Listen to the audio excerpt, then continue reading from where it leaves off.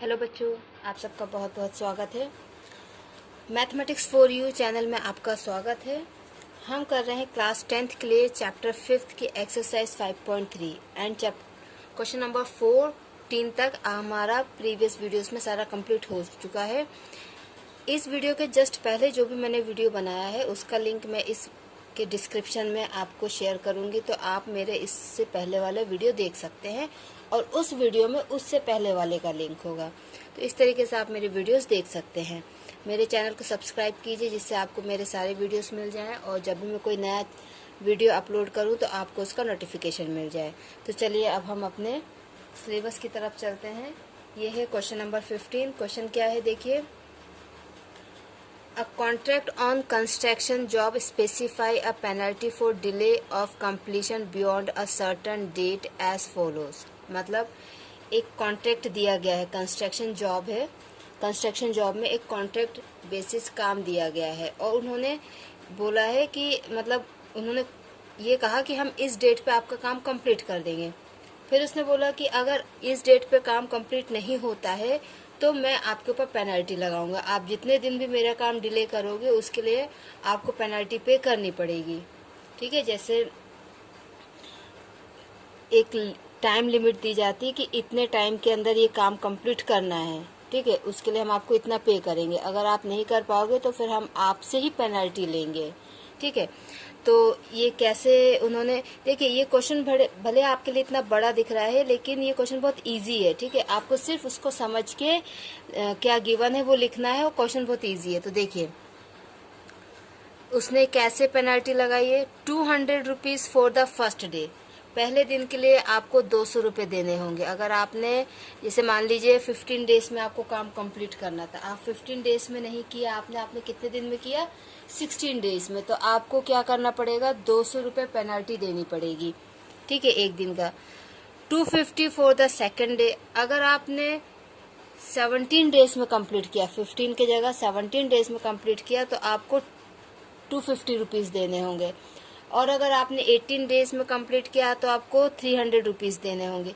Means per day के हिसाब से पहले दिन का तो 200 रुपये है, उसके बाद से वो 50-50 रुपये बढ़ाता जा रहा है। ठीक है, इसमें लिखा भी है the penalty for each succeeding day being 50 rupees more than for the preceding day. Means हर आने वाले दिन के लिए 50 रुपये बढ़ा रहा था, किससे, उसके पहले वाले दिन में जितने थे उससे। How much money the contractor has to pay as penalty if he has delayed the work by 30 days. Contractor को, जिसने काम करने का कॉन्ट्रैक्ट लिया है, जिसने काम करने का कॉन्ट्रैक्ट लिया है, अगर उसने 30 दिन तक वो काम नहीं किया, मीन्स जितने दिन में काम करना था उसके अलावा उसने एक्स्ट्रा 30 दिन और ले लिए, 30 दिन उसने उसका काम डिले कर दिया। मीन्स जैसे अगर किसी ने बोला था 1 महीने में काम कंप्लीट करना, कॉन्ट्रैक्टर ने बोला हाँ हम 1 महीने में काम कंप्लीट कर देंगे, इतने पैसे लगेंगे। ठीक है, काम देने वाले ने बोला ओके, लेकिन जिसने काम लिया है कॉन्ट्रैक्टर, उसने 1 महीने की जगह 2 महीने लगा दिए। तो जो दूसरा महीना है, जो 30 डेज का मंथ है, जो 30 दिन उसने एक्स्ट्रा लगाए, तो जिसने काम दिया था उसने कहा था कि मैं पर डे का आपसे पेनल्टी लूंगा अगर आपने मेरा काम डिले किया तो। ठीक है, तो पेनल्टी किस वे में उसने लगाई है, फर्स्ट डे का 200, सेकंड डे का 250, थर्ड डे का 300। मीन्स फर्स्ट डे तो वो 200 लेगा, उसके बाद वो 50 रुपये हर दिन बढ़ाता जाएगा। ठीक है, तो अब देखिए हमारी एपी कैसे बनेगी।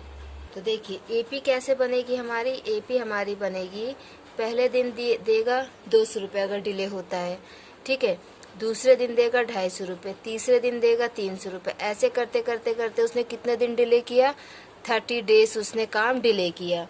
तो इस एपी के अकॉर्डिंग हमारा ए हो गया 200 रुपीज़, डी होगा हमारा 50 रुपीज़, और कितने दिन डिले किया, 30 दिन, तो एन हो जाएगा 30।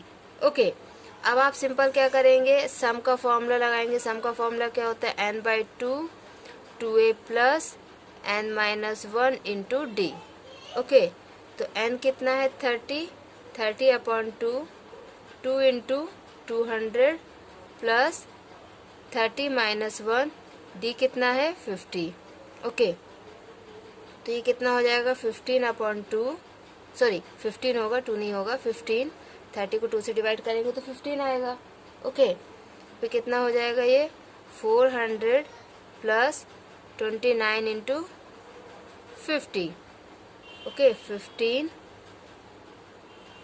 400 प्लस ये कितना हो जाएगा 5। ओके, ये होगा इतना। ठीक है, फिर 15 इन दोनों को ऐड करेंगे तो 0581। ओके, अब हमें क्या करना है, इन दोनों को मल्टीप्लाई करना है। 15 इंटू 1850, तो इसका आंसर आएगा लगभग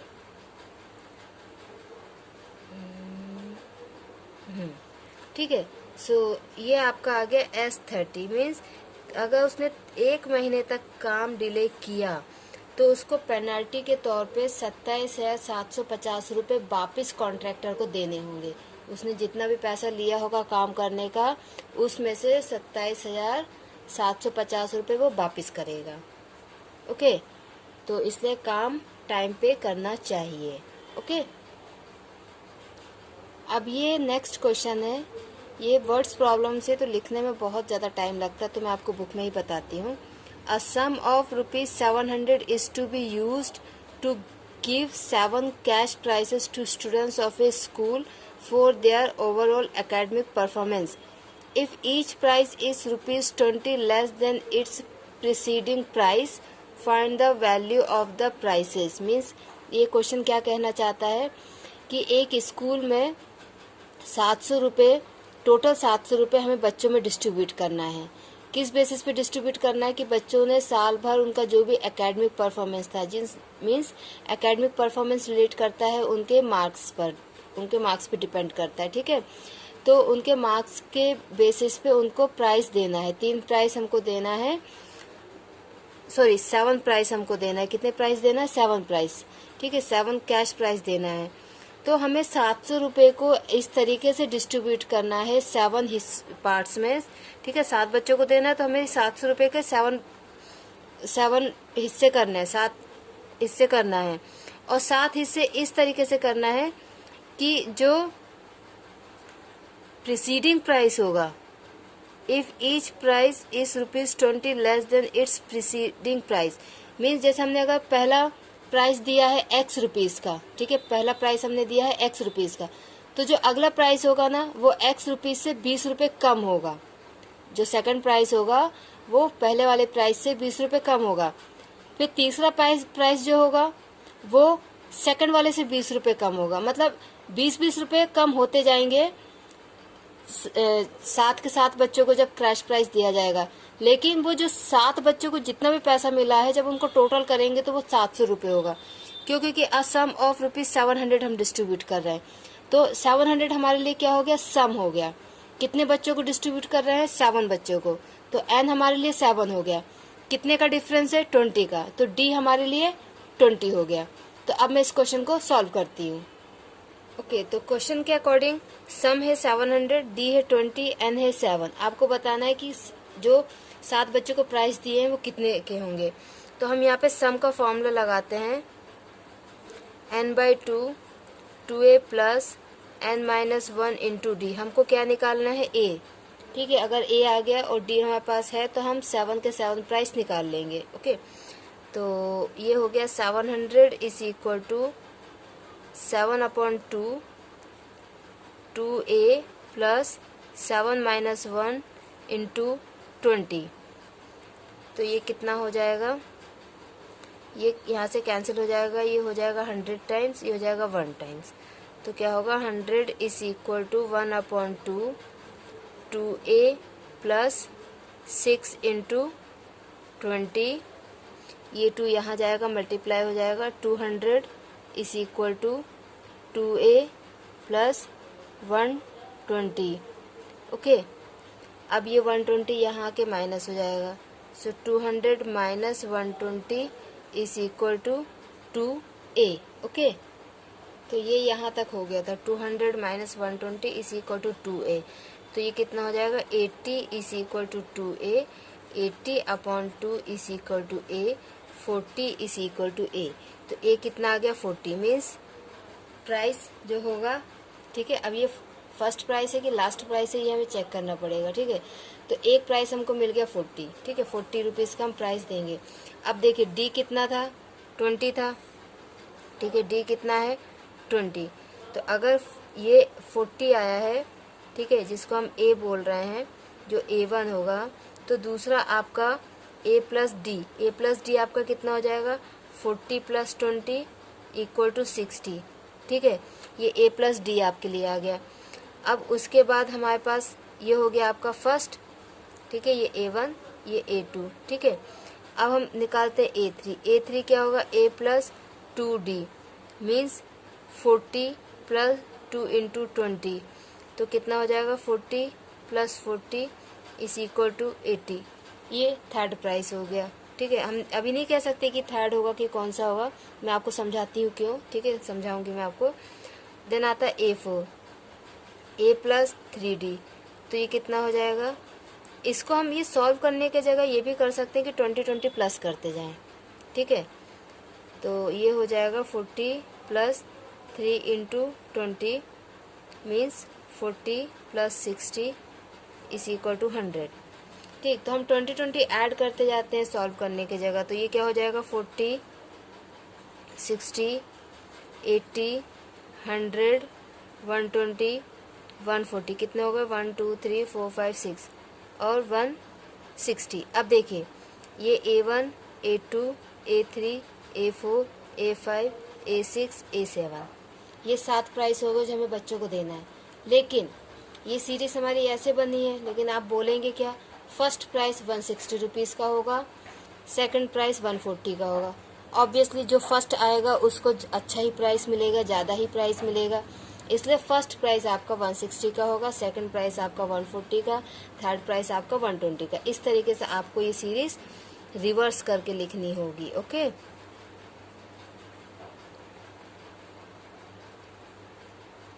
अगर आप प्राइस के अकॉर्डिंग लिखेंगे तो इस तरीके से लिखेंगे, बाकी सीरीज तो ये भी है, ओके। तो इस तरीके से ये क्वेश्चन आपका सॉल्व होगा, ठीक है। अब हम देखते हैं नेक्स्ट क्वेश्चन। नेक्स्ट क्वेश्चन क्या है आपका, क्वेश्चन नंबर 17। अब इस क्वेश्चन को आप थोड़ा ध्यान से देखना, ओके बच्चों। तो ये है क्वेश्चन नंबर 17, ठीक है। क्वेश्चन नंबर 17, ये इस क्वेश्चन की इम्पोर्टेंट बात ये है कि ये 2013 में ये क्वेश्चन आ चुका है। इसका मतलब ये है कि AP से वर्ड्स प्रॉब्लम भी आते हैं। आगे भी अगर मुझे कोई क्वेश्चन मिला वर्ड्स प्रॉब्लम तो मैं आपको बताऊंगी, AP में जो एग्ज़ाम में आया है अपने किसी भी वीडियो में मैं ये मेंशन कर सकती हूँ, ठीक है। तो अभी हम इस क्वेश्चन को देखते हैं। In a school students thought of planting trees in and around the school to reduce air pollution. एक स्कूल में बच्चों ने ये सोचा कि हम स्कूल के अंदर और स्कूल के बाहर प्लांट्स लगाएंगे एयर पोल्यूशन को कम करने के लिए।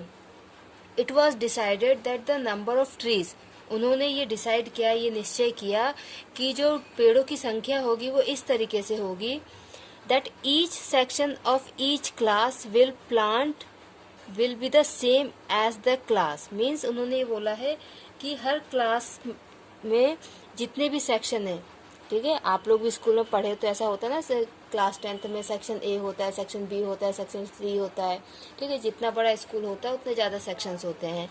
तो उन्होंने क्या बोला कि जो क्लास है उसमें जितने भी सेक्शन हैं, ठीक है, वो उस क्लास के अकॉर्डिंग प्लांट्स लगाएगा। जैसे कि a section of class 1 will plant 1 tree, means first class के जो बच्चा होगा या बच्चे होंगे वो क्योंकि फर्स्ट क्लास है इसलिए एक ही पेड़ लगाएंगे, ठीक है। सेकंड क्लास 2 पेड़ लगाएंगे, third class 3, fourth class 4, means जो क्लास है उतने ही पेड़ लगाएंगे। फर्स्ट क्लास है तो एक ही पेड़ लगाएगा, सेकंड क्लास है तो 2 पेड़ लगाएंगे, थर्ड क्लास है तो 3 पेड़ लगाएंगे, फोर्थ क्लास है तो 4 पेड़ लगाएंगे। ऐसे करते स्कूल में 12 क्लास होती हैं, 12th क्लास तक होती हैं, तो जो 12th क्लास होगी वो 12 पेड़ लगाएगी। There are 3 sections of each class, और हर क्लास के 3-3 सेक्शन है। मीन्स फर्स्ट क्लास का सेक्शन A, B और C है, तो जो फर्स्ट क्लास होगी वो 3 पेड़ लगाएगी क्योंकि 3 सेक्शन है, और हर एक सेक्शन एक एक पेड़ लगाएगा। सेकंड क्लास जो है उसमें भी 3 सेक्शन है और एक क्लास 2 पीरियड लगाएगी। क्यों? क्योंकि वो सेकंड क्लास है। टोटल सेकंड क्लास के 3 सेक्शन है, मतलब जो सेकंड क्लास है टोटल मिला के 6 पीरियड लगाएगी। थर्ड क्लास 3 पीरियड लगाएगी, एक सेक्शन 3 पीरियड लगाएगा और क्योंकि 3 सेक्शन है तो 9 पीरियड हो जाएंगे। ठीक है, बात क्लियर हो गई? ओके, अब हम इस क्वेश्चन के अकॉर्डिंग एपी बनाते हैं। आपको क्वेश्चन समझ में आ गया? अब हम एपी बनाते हैं। ओके, तो देखिए एपी कैसे बनेगी। फर्स्ट क्लास, ठीक है, फर्स्ट क्लास में कितने सेक्शन है? फर्स्ट क्लास में 3 सेक्शंस हैं। ठीक है, तो टोटल 3 प्लांट्स उनको लगेंगे। ठीक है, सेकंड क्लास में भी 3 सेक्शंस हैं और क्योंकि सेकंड क्लास इसलिए वो 2-2 पेड़ लगाएगी, तो टोटल कितने पेड़ हो जाएंगे? 6 प्लांट्स हो जाएंगे। ठीक है, आपको ये एग्ज़ाम में लिखने की ज़रूरत नहीं है, ये आपको मैं सिर्फ समझाने के लिए लिख रही हूँ। इस तरीके से आपकी एपी क्या बन जाएगी। फर्स्ट क्लास 3 पेड़ लगाएगी, सेकंड क्लास 6 पेड़ लगाएगी और थर्ड क्लास क्या करेगी?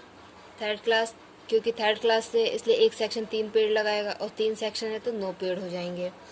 ठीक है, फोर्थ क्लास में क्या होगा? 4 पेड़ लगाएगा एक सेक्शन और क्योंकि 3 सेक्शन है तो कितने हो जाएंगे? 4 3 ज़ा 12, 12 पेड़ लगाएगी। ऐसे करते करते ये 12th क्लास तक जाएगा। कहाँ तक? 12th क्लास तक। टोटल कितनी क्लास है? 12 और हर क्लास में कितने सेक्शन है? 3। ठीक है, तो उसके अकॉर्डिंग हमने ये एपी बना ली। इसमें आपका एन हो जाएगा 12 क्योंकि 12 क्लास है, आपका ए हो जाएगा 3। ओके, और यहाँ से हमको डी मिल जाएगा। डी कितना होगा? 6 - 3 = 3। आपको ये बताना है कि टोटल कितने पेड़ लगाएंगे। तो इन शॉर्ट आपको इस एपी का सम निकालना है। तो हम सम निकालते हैं n/2 2a + n-1 × d। Okay, तो ये क्या हो जाएगा? S12 = 12/2 2 × 3 + 12 - 1 × 3। S12 = 6 6 + 11 × 3। S12 = 6 6 + 33।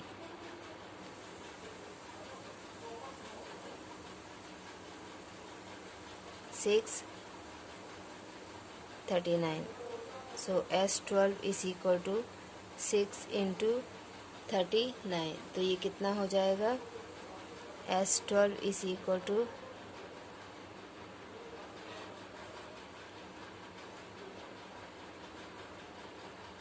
234। ओके, तो उस स्कूल के फर्स्ट से लेकर 12th तक के बच्चे सब के सब मिलके 234 लगाएंगे। और इतने पेड़ अगर किसी स्कूल में एक साल में लग जाते हैं तो ऑब्वियसली उस स्कूल के अंदर और बाहर जहाँ भी पेड़ लगाने की जगह है वहाँ पे अच्छा इन्वायरमेंट क्रिएट हो सकता है ईजिली। तो इस क्वेश्चन से हमको एक आइडिया भी मिलता है कि हम अपने स्कूल के लिए क्या कर सकते हैं। ठीक है, बहुत बड़े लेवल पे नहीं, बट ये बहुत छोटा लेवल है, आगे चल के बहुत बड़ा लेवल हो सकता है। तो इस क्वेश्चन से एक आइडिया भी मिल गया कि हमें अगर अपने स्कूल के लिए कुछ करना चाहते हैं जिसमें ज़्यादा इन्वेस्टमेंट भी ना हो, ज़्यादा हमको मेहनत भी ना करनी हो, क्योंकि हम स्टूडेंट हैं तो हम इतना नहीं कर सकते हैं। तो ये एक अच्छा आइडिया है कि हम अगर 1 या 2 पेड़ साल में अपने स्कूल में लगाएं तो हम अपने स्कूल के साथ साथ अपनी सोसाइटी और अपने इस कंट्री के लिए भी बहुत कुछ कर सकते हैं। ओके, तो बच्चों अगर आपको फिर भी कोई डाउट है इन क्वेश्चंस में तो आप प्लीज़ कमेंट बॉक्स में कमेंट कीजिए, मुझे बताइए। और आप मुझे कॉल भी कर सकते हैं। सिर्फ और सिर्फ क्वेश्चंस पूछने के लिए आप मुझे कॉल कर सकते हैं। मेरा कॉन्टेक्ट नंबर है